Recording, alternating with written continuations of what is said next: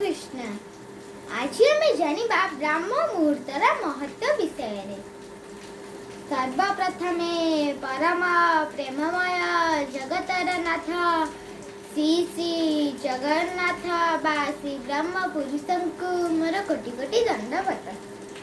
आज प्रथमे मु साक्षी सागरिका चौधरी आपण मानंकु प्रणाम जणाई आशीर्वाद कामना करी गोटे स्वतंत्र कथा उपस्थापन करने को जाऊँगी जार विषय वस्तु है ब्राह्म मुहूर्तर महत्व। यह पूर्व एति जानी रखिए पाठके जे दुनिया रे प्रकृत सुखी किए जी जहाँ मोरे सर्वदा प्रसन्नता अच्छी जे समय अनुसार प्रतिदिन सकाल उठी कार्य निर्वाह करे से होची दुनिया रे प्रकृत सुखी। एबे हमें विषय वस्तु पर को आसीबा कर्मजनित क्लांति को दूर करिबा पाई मनुष्यर विश्राम दरकार। सेथिपाई ईश्वरंक दृष्टि रे दिनटी कर्म करिबा पाई और राति रे सोइबा पाई विश्राम करिबा पाई।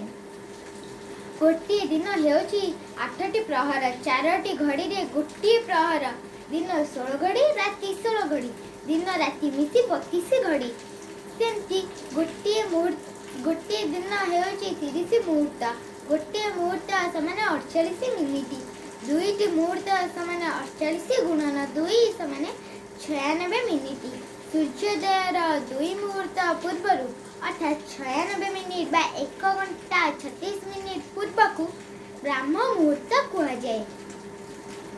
ब्राह्म मुहूर्तर सठिक समय है 3 घंटा 36 मिनिट रु 5 घंटा 12 मिनिट पर्यंत। यही समय रे सज्जे त्याग करबा उचित।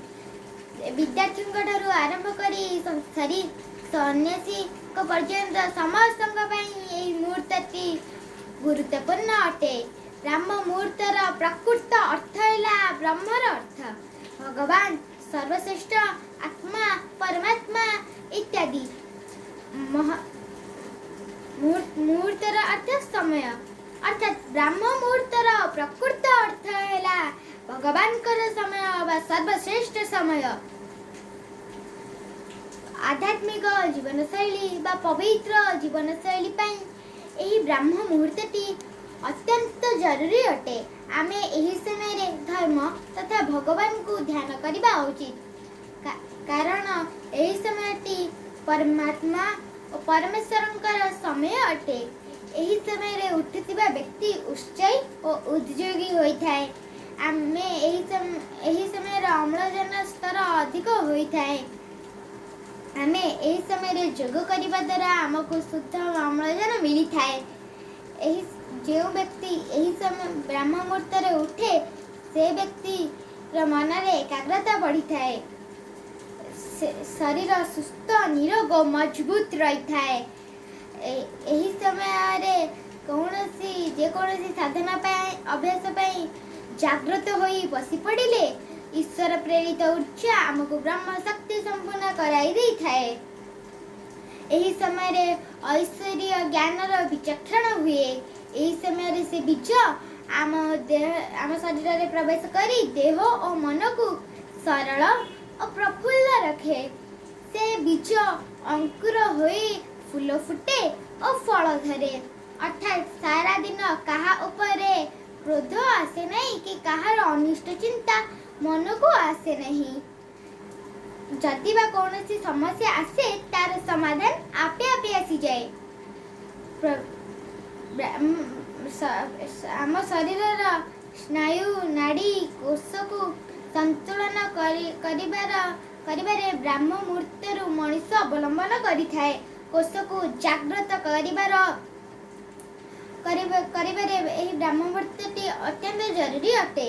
आभ्यंतरीण शांति और स्थिरता पाई एही ब्राह्म मुहूर्तटी गुरुत्वपूर्ण अटे। यही समय रे प्रार्थना कले एबे ध्यान रे बसिले आम भीतर थिबा निष्पत्ति नेबार निर्णय क्षमताटा वृद्धि पाए। यही समय रे सोई पड़िले शून्य मंडलर विकिरण हेउथिबा शक्ति को मनुष्य आहरण करि पारे ना। सांसारिक कर्म करने जमी निर्दिष्ट समय थाए सेमती ब्रह्म मुहूर्तर सदुपयोग न कले कौन सी कार्य सुरखुरु हो पारे नहीं। भारतीय साहित्यिक ऐतिहासिक ग्रंथ वाल्मीकि रामायण रे एही ब्रह्म मुहूर्तर किछि सुंदर कथा और आउ किछि सुंदर समय विषय रे कहा जाइछि। जेतबेले पवन सुत अंजनी पुत्र हनुमान जगत जननी माता सीता को खोजिबा को अशोक वाटिका को जाइथिले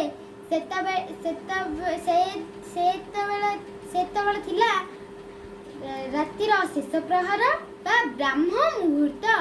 सी जेतबेले हनुमान खोजी खोजी अशोक वाटिका पहुंचिले से सुनी को पाइथिले महर्षि गणक मंत्र वेद कारण से समय थिला ब्राह्म मुहूर्त